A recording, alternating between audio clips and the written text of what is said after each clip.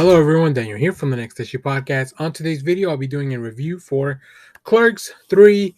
This is a movie from 2022. This is a non-spoiler review, pretty much, no spoilers at all. This movie is now in theaters over the weekend, special events, and also on tour with Kevin Smith, so make sure to go check that out if you can. This movie is rated R with a runtime of 1 hour and 55 minutes.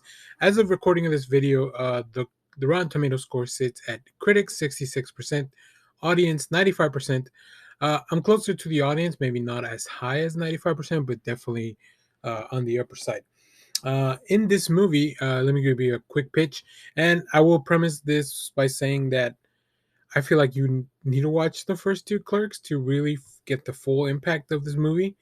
Although you can definitely watch this on its own, but I think a big part of this movie is to bookend a trilogy. So let me give you a quick summary.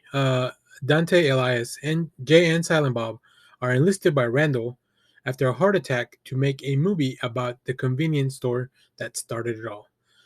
Written and directed by Kevin Smith, this movie stars Brian O'Halloran as Dante, Jeff Anderson as Randal, Rosario Dawson as Becky, Kevin Smith as Silent Bob, and Jason Mewes as Jay.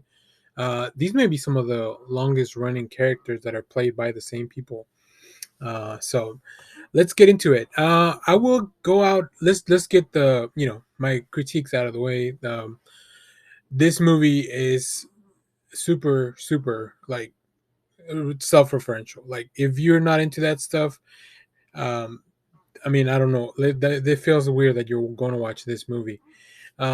It's very convoluted at the beginning. I think there's a lot happening. There's a lot they want to bring people up. It's trying to bring you up to speed, but also kind of move the story forward at the same time. But once it hits its stride, I think it goes pretty hard. So that was really, like I said, it started off a little clunky, but overall, like once it got going, I thought I had a really good time with it. There's a lot of emotions. This movie is funny for sure. Well, if you like Kevin Smith's humor, from you'll know after you've watched some Kevin Smith stuff. And I'm not a fan of all Kevin Smith movies. There's some that I really don't like.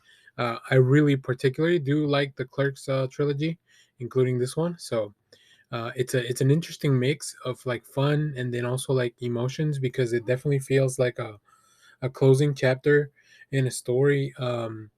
You get a lot of really cool character arcs, maybe kind of coming to an end. You get to see evolution of a lot of characters that we've been following since the 90s if you've been watching all the movies. So I think the perfect target audience for this movie is Kevin Smith and his friends and people that love that stuff. So if you're one of those people, then I think this movie's right up your alley. You'll really enjoy it. You'll enjoy all the stuff, the jokes, the cameos, the emotional stuff. Also, like as people get older, like as I get older, I think about a lot of stuff, and this movie definitely addresses a lot of that stuff, like how your priorities change, the way you see life, the way you live life, maybe changes, the way you experience things, the way things affect you and your friends, your close group of friends, all that stuff. So it's definitely very emotional at its core, and I think that's what Kevin Smith does really well. I think the humor, like it's very raunchy, it's very on brand. So I love that stuff. But I think the emotional part of it is what I enjoyed the most out of this movie.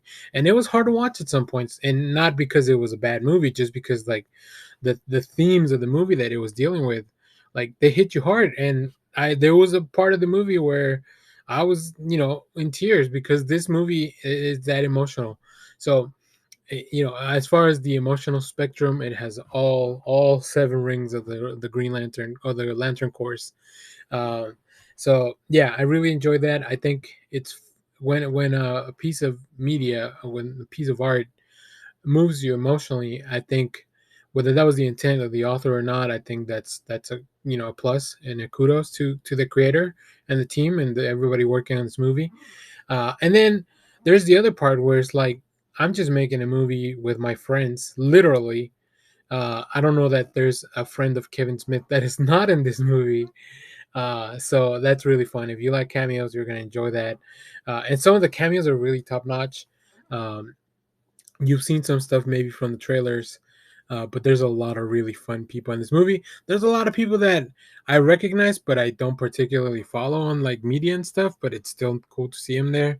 And yeah, so it's so meta, so self-referential, because obviously this all stems. If you follow Kevin Smith, if you know anything about what prompted him to make this movie and all this stuff, it's very similar story to what Randall's going through. Um, but I think this movie maybe diverges in some ways, towards the end of the story. So I really enjoyed it. I if you're a Kevin Smith fan, I highly recommend it. If you're a fan of this specific franchise, or even the Skew universe, like, I think this is probably, um, it's gonna be a funny comparison, but this is like the end game of the View Skew universe, because it's really kind of like that. So whereas Jay and Silent Bob reboot is kind of like maybe it's Infinity War. This is the end game of that stuff. So those are weird comparisons, but I think if you're in the fandom, you'll appreciate it. And if you've seen the movies and you enjoy the movies as much as I did, I think you'll understand those parallels. I'm not saying the movies are just as good as those movies. I'm just saying, like, the within its own universe. I think that's the comparison I'd like to make. So yeah, really really fun stuff. I don't know what would happen from here, but I think if there's no more Clerks movies ever, I think this is a great ending place. I think we are at a good place. And there were really some things that I was not expecting. A lot of stuff I was not expecting. A lot of stuff that I really, really knew was going to be in the movie. Weed jokes, raunchy stuff, fun cameos, all that stuff. It's also really interesting to see these actors continue to play themselves, and just kind of like remembering the journey that it's been through from the beginning of the first movie to now. So yeah, really cool. Definitely went into this movie with a lot of my own fandom and emotional baggage in it, but I think that only heightened the experience. So I think people will receive this different ways. So, anyways, I really enjoyed this movie. I can't wait. Hopefully, there's going to be like some kind of uh, I don't know, trilogy collection, eventually in the future with all three Clerks.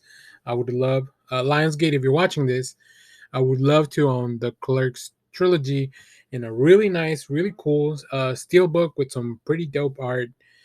So, get cracking on that.